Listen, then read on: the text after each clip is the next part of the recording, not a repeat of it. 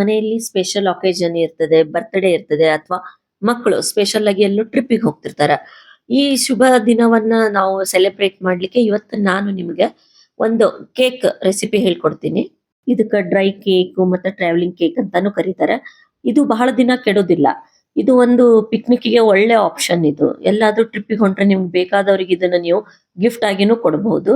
ಹರೇ Srinivasa, Rekha's veg ಫ್ಯೂಷನ್ಗೆ ತಮಗೆಲ್ಲರಿಗೂ ಸ್ವಾಗತ. ಈ ಕೇಕ್ ನಿಮ್ಗೆ ಇಷ್ಟ ಆದ್ರೆ ಚಾನಲ್ ಅನ್ನ ಸಬ್ಸ್ಕ್ರೈಬ್ ಮಾಡ್ರಿ, ಲೈಕ್ ಮಾಡ್ರಿ, ಶೇರ್ ಮಾಡ್ರಿ. ಬೀಜ ತೆಗ್ದಿರೋ ಖಜೂರ 150 ಗ್ರಾಮ್ ಅದೇ, ಅಂದ್ರೆ ಆಲ್ಮೋಸ್ಟ್ 1 ಕಪ್ ತಗೊಂಡಿನಿ. ಇದು ಫ್ರೆಶ್ ಖಜೂರ ಅದೇ.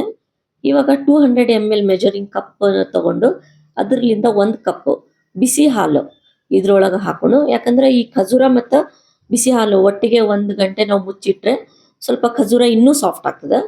ಇವಾಗ ಇದನ್ನ 1 ಗಂಟೆವರೆಗೂ ಮುಚ್ಚಿ ಸೈಡ್ಗೆ ಇಡೋಣ. ಈ ರೆಸಿಪಿ ನಿಮ್ಗೆ ಬಹಳ ಇಷ್ಟ ಆದ್ರೆ ಚಾನಲ್ ಅನ್ನ ಸಬ್ಸ್ಕ್ರೈಬ್ ಮಾಡ್ರಿ, ಬೆಲ್ ಐಕಾನ್ ಪ್ರೆಸ್ ಮಾಡ್ರಿ. ಇದರಿಂದ ನಾನು ಹಾಕೋ ಹೊಸ ರೆಸಿಪಿಗಳ ನೋಟಿಫಿಕೇಶನ್ ನಿಮ್ಗೆ ಬರ್ತದೆ. ಇವಾಗ ಇದನ್ನ ನಾನು ಒಂದು ಮಿಕ್ಸರ್ ಜಾರ್ ಒಳಗೆ ಹಾಕಿ ಇದ್ರದ್ದು ಪೇಸ್ಟ್ ಮಾಡ್ತೀನಿ. ನೋಡ್ಬೋದು ನೀವು, ಚಲೋ ಪ್ಯೂರಿ ಆಗೈತೆ. ನಡುವ ಒಂದೊಂದು ಸಣ್ಣ ಸಣ್ಣ ಚಂಕ್ಸ್, ಸಣ್ಣ ಸಣ್ಣ ಪೀಸಸ್ ಇದ್ರೆ ನಡೀತದೆ. ಇವಾಗ ಒಂದು ಅರ್ಧ ಕಪ್ ಅಂದ್ರೆ ಅಂದಾಜು ನಿಮ್ಗೆ ಎಷ್ಟು ಬೇಕೋ ಅಷ್ಟು ಬೀಜ ತೆಗ್ದಿರೋ ಖಜೂರದ್ದು ಸ್ಲೈಸ್, ಮತ್ತೆ ಸ್ವಲ್ಪ ಪಿಸ್ತಾ, ಮತ್ತೆ ಸ್ವಲ್ಪ ಅಕ್ರೋಡ್ ಎಲ್ಲವನ್ನು ಪೀಸಸ್ ಮಾಡೀನಿ. ಆಲ್ಮೋಸ್ಟ್ 1 ಕಪ್ ಇದು ಅದ. ನಾನು ಅದಕ್ಕೆ ಸ್ವಲ್ಪ ಈ ಗೋಧಿ ಹಿಟ್ಟು ಏನೇ ಇರ್ತದ ಅದನ್ನ ಹಚ್ಚಿ ಇಟ್ಕೊಳ್ಳೋಣ ಸೈಡ್ಗೆ. ಜಾಸ್ತಿ ಹಿಟ್ಟು ಹಚ್ಚಬಾರ್ದು, 1 ಟೀ ಸ್ಪೂನ್ ಅಷ್ಟು ಹಿಟ್ಟು ಇದಕ್ಕೆಲ್ಲ ಹಚ್ಚಿದ್ರೆ ಏನಾಗ್ತದ, ಈ ಡ್ರೈ ಫ್ರೂಟ್ಸ್ ಕೇಕ್ ಬೇಕಾದ್ಮೇಲೆ ಕೆಳಗಡೆ ಕೂಡುದಿಲ್ಲ. ಈಗ ಸೈಡ್ಗೆ ಒಂದು ಸ್ವಲ್ಪ ದೊಡ್ಡ ಮಿಕ್ಸಿಂಗ್ ಬೌಲ್ ಒಳಗೆ ಅರ್ಧ ಕಪ್ ಈ ಜಾಗರಿ ಪೌಡರ್, ಅಂದ್ರೆ ಈ ಆರ್ಗ್ಯಾನಿಕ್ ಬೆಲ್ಲದ ಪುಡಿ ಸಿಗ್ತದಲ್ಲ ಅದು ತಗೊಂಡಿನಿ. ನೀವು ಬೇಕಾದ್ರೆ ಸಕ್ಕರೆನೂ ತಗೋಬಹುದು, ಬಟ್ ಇದು ಶುಗರ್ಲೆಸ್ ಇದ್ದಿದ್ದಕ್ಕೆ ಇದ್ರೊಳಗೆ ನಾನು ಈ ಆರ್ಗ್ಯಾನಿಕ್ ಬೆಲ್ಲದ ಪುಡಿ ತಗೊಂಡಿನಿ. ಆಮೇಲೆ ಇದಕ್ಕೆ 1 ಕಪ್ ನಾರ್ಮಲ್ ಹಾಲು, ಬಿಸಿ ಹಾಲು ಏನಲ್ಲ, ನಾರ್ಮಲ್ ಆಗಿರೋ ರೂಮ್ ಟೆಂಪ್ರೇಚರ್ದ ಹಾಲನ್ನ 1 ಕಪ್ ಹಾಕೋಣ. ಅರ್ಧ ಕಪ್ ಈ ರಿಫೈನ್ಡ್ ಆಯಿಲ್, ಸನ್ಫ್ಲವರ್ ಆಯಿಲ್ ಹಾಕಬೇಕು. ಯಾವುದು ವಾಸನೆ ಇರೋ ಎಣ್ಣೆ ಹಾಕಬೇಡ್ರಿ. ಆಮೇಲೆ ನಾವೇನು ಪೇಸ್ಟ್ ಮಾಡಿದ್ವಿ ಖಜೂರದ್ದು, ಆ ಪೂರ್ತಿ ಪೇಸ್ಟ್ ಅನ್ನ ಇದ್ರೊಳಗೆ ಹಾಕ್ಬೇಕು. ನಿಮ್ಗೆ ಏನಾದ್ರೂ ಬೆಲ್ಲದ ಪೌಡರ್ ಇದಕ್ಕೆ ಹಾಕೋದು ಬೇಡ ಅನ್ಸಿದ್ರೆ ಇವಾಗೇನ ನೀವು ಕ್ವಾಂಟಿಟಿ ಒಳಗ ಖಜೂರ ತಗೊಂಡಿರಿ ಅದ್ರದ್ದು ಡಬಲ್ ಕ್ವಾಂಟಿಟಿ ಒಳಗ ನೀವು ಖಜೂರನ್ನ ತಗೊಂಡು ಹಾಕ್ರಿ. 1 ಟೀ ಸ್ಪೂನ್ ಇದಕ್ಕೆ ವೆನಿಲಾ ಎಸೆನ್ಸ್ ಹಾಕಿ ಇದನ್ನ ಚಂದ ಈ ಬೆಲ್ಲ ಏನದ ಅದು ಕರಗೋವರೆಗೂ ಸ್ವಲ್ಪ ಇದನ್ನ ಚಲೋ ಕಲ್ಸ್ಕೋಬೇಕು ನೀವು. ನಾನು ಈ ರೆಸಿಪಿಗೆ 200 ml ಮೆಜರಿಂಗ್ ಕಪ್ ಅನ್ನ ಯೂಸ್ ಮಾಡೀನಿ. ಒಂದು ದೊಡ್ಡ ಪಾತ್ರೆ ಒಳಗೆ ನಾವು 1.5 ಕಪ್ ಗೋಧಿ ಹಿಟ್ಟು ತಗೊಳ್ಳೋಣ. ಇದು ನಾರ್ಮಲಿ ನಾವು ಶಾಪ್ ಇಂದ ತರ್ತೀವಲ್ಲ ಅದೇ ರೆಡಿಮೇಡ್ ಗೋಧಿ ಹಿಟ್ಟು. 1.5 ಕಪ್ ನಾನು ತಗೊಂಡಿನಿ. ನೀವು ಬೇಕಾದ್ರೆ ಮೈದಾನು ತಗೋಬಹುದು. ಇದಕ್ಕೆ 1 ಟೀ ಸ್ಪೂನ್ ಬೇಕಿಂಗ್ ಪೌಡರ್ ಹಾಕೋಣ. ಆಮೇಲೆ ಅರ್ಧ ಟೀ ಸ್ಪೂನ್ ಬೇಕಿಂಗ್ ಸೋಡಾ, ಅಡಿಗೆಗೆ ಹಾಕೋ ಸೋಡಾ ಹಾಕಬೇಕು. ಆಮೇಲೆ 1/4 ಕಪ್ ಕೋಕೋ ಪೌಡರ್. ನಿಮ್ಗೆಲ್ಲ ಮಾರ್ಕೆಟ್ ಒಳಗೂ ಇದು ಸಿಗ್ತದೆ, ಬಟ್ ಎಲ್ಲ ಇಂಗ್ರೀಡಿಯೆಂಟ್ಸ್ ಏನದೆ ಇದು ರೂಮ್ ಟೆಂಪ್ರೇಚರ್ ಅಲ್ಲಿ ಇರಬೇಕು. ಫ್ರಿಜ್ ಇಂದ ತೆಗೆದು ಯಾವುದನ್ನು ಡೈರೆಕ್ಟ್ ಆಗಿ ನೀವು ಯೂಸ್ ಮಾಡಬೇಡ್ರಿ. ಇದನ್ನ ಒಂದು 2-3 ಸರ್ತಿ ನಾವು ಜರಡಿ ಹಿಡಿಬೇಕು.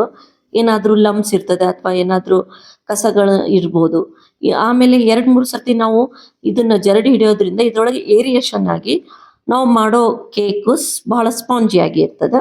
ಇಲ್ಲಿ ಬೇಕ್ ಅಂಡ್ ಸರ್ವ್ ಕೇಕ್ ಮೌಲ್ಡ್ ತಗೊಂಡಿನಿ. ನೀವು ಯಾವ ಶೇಪ್ ಬೇಕೋ ಆ ಶೇಪ್ ಅಲ್ಲಿ ತಗೋಬಹುದು. ಇದು ಏನದಂದ್ರೆ ಇದ್ರೊಳಗೆ ಬೇಕ್ ಮಾಡಿ ನೀವು ಡೈರೆಕ್ಟ್ ಆಗಿ ಇದನ್ನ ಕೊಟ್ಬಿಡ್ಬೋದು. ಇದಕ್ಕೆ ನಾನು ಒಳಗ ಬಟರ್ ಪೇಪರ್ ಅದನ್ನ ಹಚ್ಚಿ ಸ್ವಲ್ಪ ಒಳಗ ಎಣ್ಣೆ ಹಚ್ಚಿ ಚಲೋ ಗ್ರೀಸ್ ಮಾಡಿ ಇಟ್ಕೊಂಡಿನಿ. ಇದಕ್ಕಿಂತ ಮುಂಚೆ ಎಗ್ಲೆಸ್ ಕೇಕ್ ಇಂದು ರೆಸಿಪಿ ಶೇರ್ ಮಾಡೀನಿ. ಅದ್ರೊಳಗೆ OTG ಹೆಂಗೆ ಯೂಸ್ ಮಾಡಬೇಕು, ಇಲ್ಲ ಗ್ಯಾಸ್ ಮೇಲೆ ನೀವು ಯಾವ ರೀತಿ ಬೇಕ್ ಮಾಡ್ಬೋದು, ಆಮೇಲೆ ಮೌಲ್ಡ್ನ ಯಾವ ರೀತಿ ನೀವು ರೆಡಿ ಮಾಡ್ಕೋಬೇಕು ಎಲ್ಲವನ್ನು ಡಿಟೇಲ್ ಆಗಿ ಎಕ್ಸ್ಪ್ಲೇನ್ ಮಾಡೀನಿ. ಅದನ್ನ ಫಾಲೋ ಮಾಡ್ರಿ. ಇವಾಗ ಇದು ನೋಡಿ, ಬೆಲ್ಲ ಅದು ಹಾಕಿದ್ದು ಚಂದ ಕರಿಗ್ಯದ. ಇದಕ್ಕೆ ನಾವು ರೆಡಿ ಮಾಡಿರೋ ಈ ಹಿಟ್ಟೇನದ ಅದನ್ನ ಬ್ಯಾಚ್ ಒಳಗೆ ಹಾಕಬೇಕು. ಒಮ್ಮೆ ಎಲ್ಲವನ್ನ ಹಾಕಿ ನೀವು ಎಂದು ಕಲಿಸ್ಬೇಡ್ರಿ. ಏನಾಗ್ತದೆ, ಲಮ್ಸ್ ಆಗೋ ಚಾನ್ಸಸ್ ಇರ್ತದೆ. ಅದಕ್ಕೆ ನಾನು ಇದನ್ನ 3 ಬ್ಯಾಚ್ ಒಳಗ ಸ್ವಲ್ಪ ಹಾಕಿ ನಾನು ಇದನ್ನ ಕಲಿಸ್ಲಿಕತ್ತೀನಿ. ಈ ಕೆಲವು ಇನ್ಸ್ಟ್ರಕ್ಷನ್ ಅನ್ನ ನೀವು ಫಾಲೋ ಮಾಡಿದ್ರೆ ಪರ್ಫೆಕ್ಟ್ ಆದ ಈ ಸ್ಪಾಂಜ್ ಕೇಕ್ನ ನೀವು ರೆಡಿ ಮಾಡ್ಬೋದು. ಇವಾಗ ನಾನು ಇನ್ನೂ ಸೆಕೆಂಡ್ ಬ್ಯಾಚ್ ಹಾಕ್ಲಿಕತ್ತೀನಿ. ಸ್ವಲ್ಪನೇ ಹಾಕಿ ನೀವು ಇದನ್ನ ಮಾಡಬೇಕು. ನಾನು ಹೇಳೋ ಕೆಲವು ಈ ಟಿಪ್ಸ್ಗಳನ್ನ ನೀವು ಫಾಲೋ ಮಾಡಿದ್ರೆ ಪರ್ಫೆಕ್ಟ್ ಆದ ಈ ಟೀ ಕೇಕ್ನ ನೀವು ಮಾಡ್ಬೋದು. ಇದೇ ಕೇಕ್ನ ನೀವು ಮಾರ್ಕೆಟ್ ಅಲ್ಲಿ ತರ್ಲಿಕ್ಕೆ ಹೋದಾಗ ಬಹಳ ಕಾಸ್ಟ್ಲಿ ಇರ್ತದೆ. ಆಮೇಲೆ ಮನಿಯೊಳಗ ಮಾಡೋದ್ರಿಂದ ಒಂದು ಸ್ಯಾಟಿಸ್ಫ್ಯಾಕ್ಷನ್ ಸಿಗ್ತದೆ, ಮತ್ತು ಹೈಜೀನ್ ನಾವು ಮೇಂಟೈನ್ ಮಾಡ್ಬೋದು. ಇದೇ ಕೇಕನ್ನು ನೀವು ಕುಕ್ಕರಲ್ಲೂ ಮಾಡ್ಬೋದು ಗ್ಯಾಸ್ ಮೇಲೆ. ಅದ್ರದ್ದು ರೆಸಿಪಿ ನಾನು ಆಲ್ರೆಡಿ ಶೇರ್ ಮಾಡೀನಿ, ನೀವು ಫಾಲೋ ಮಾಡ್ರಿ. ಈಗ ಉಳಿದಿರೋ ಇನ್ನೂ ಸ್ವಲ್ಪ ಹಿಟ್ಟನ್ನು ಅದ್ರೊಳಗೆ ಹಾಕಿ ಕಲಸೋಣ. ಕಲಸೋವಾಗ ಸ್ವಲ್ಪ ನಂಗೆ ಹಾರ್ಡ್ ಅನ್ನಿಸ್ಲಿಕ್ಕತ್ತದ. ಅದಕ್ಕೆ ನಾನು ಪಕ್ಕಕ್ಕೆ ಒಂದು 1/4 ಕಪ್ಪು ಹಾಲನ್ನು ಇಟ್ಕೊಂಡಿರ್ತೀನಿ ಸೈಡಿಗೆ. ಇವಾಗ ಒಂದು 4 ಟೇಬಲ್ ಸ್ಪೂನ್ ನಾನು ಹಾಲು ಹಾಕಿನಿ. ಸ್ವಲ್ಪ ಗಟ್ಟಿ ಅನಿಸಿದ್ರೆ ಇನ್ನೂ ಸ್ವಲ್ಪ ನೀವು ಹಾಲನ್ನು ಹಾಕಿ ಸ್ವಲ್ಪ ಇದು ಇಡ್ಲಿ ಬ್ಯಾಟರ್ ಇರ್ತದಲ್ಲ, ಇಡ್ಲಿ ಹಿಟ್ಟು, ಆ ಕನ್ಸಿಸ್ಟೆನ್ಸಿ ಒಳಗೆ ಇದು ಆಗಬೇಕು. ಇವಾಗ ತೆಗೆದಿಟ್ಟಿರೋ 1 ಕಪ್ ಡ್ರೈ ಫ್ರೂಟ್ಸ್ ಏನು ನಾನು ಸೈಡ್ಗೆ ಇಟ್ಟಿದ್ದೆ, ಅದ್ರಾಗಿಂದು 3 ಭಾಗ ಇದ್ರೊಳಗೆ ಹಾಕಿನಿ. 1/4 ಭಾಗ ನಾನು ಮೇಲೆ ಡೆಕೋರೇಷನಿಗೋಸ್ಕರ ಇಡ್ತೀನಿ. ಡ್ರೈ ಫ್ರೂಟ್ಸ್ ಹಾಕಿದ ಮೇಲೆ ಜಾಸ್ತಿ ಕಲಿಸಬಾರ್ದು. ಜಸ್ಟ್ ನೀವೇನಂತಾರಲ್ಲ ಕಟ್ ಆ್ಯಂಡ್ ಫೋಲ್ಡ್ ಮೆಥಡ್ ಒಳಗೆ ಲೈಟಾಗಿ ಕಲಿಸಿ 2 ಮೌಲ್ಡ್ ಒಳಗೆ ಇದನ್ನು ಈಕ್ವಲ್ ಆಗಿ ಹಾಕ್ರಿ. ಆಮೇಲೆ ನಾವೇನು ಡ್ರೈ ಫ್ರೂಟ್ಸ್ ಸೈಡಿಗೆ ಇಟ್ಟಿವಿ, ಇದ್ರೊಳಗೆ ಖಜೂರ ಇದೆ. ಈ ಹಸಿ ಖಜೂರನ್ನು ನಾನು ಸ್ಲೈಸ್ ಮಾಡಿದ್ದೀನಿ. ಆಮೇಲೆ ಇದ್ರೊಳಗೆ ವಾಲ್ನಟ್ ಅದೇ, ಮತ್ತು ಇದ್ರೊಳಗೆ ಪಿಸ್ತಾ ಇದೆ.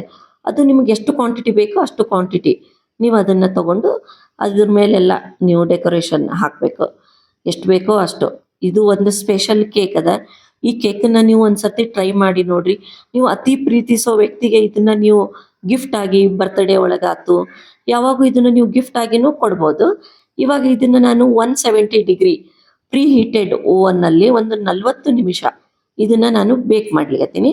ಒಂದು 40 ನಿಮಿಷ ಆದಮೇಲೆ ಒಂದು ಟೂತ್ಪಿಕ್ಕನ್ನು ಇದ್ರೊಳಗೆ ನೀವು ಚುಚ್ಚಿ ಅಥವಾ ಒಂದು ಚಾಕು ಏನಾದರೂ ಒಂದು ಚುಚ್ಚಿ ತೆಗೀರಿ. ಕ್ಲೀನಾಗಿ ಅದು ಚಾಕು ಬಂದಿದ್ರೆ ಬೇಕಾಗ್ಯದ ಅಂತ ಅರ್ಥ. ಅಥವಾ ಆ ಚಾಕುಗೆ ಏನಾದರೂ ಸ್ವಲ್ಪ ಎಕ್ಸ್ಟ್ರಾ ಹಿಟ್ಟು ಹತ್ತಿತ್ತು ಅಂದರೆ ಇನ್ನೂ ಒಂದು 5-10 ನಿಮಿಷ ನೀವು ಬೇಕ್ ಮಾಡಿರಿ. ನೀವು ನೋಡ್ಬೋದು ಮೇಲೆಲ್ಲ ಡ್ರೈ ಫ್ರೂಟ್ಸು ಸ್ವಲ್ಪ ಬ್ರೌನ್ ಆಗ್ಯಾವ.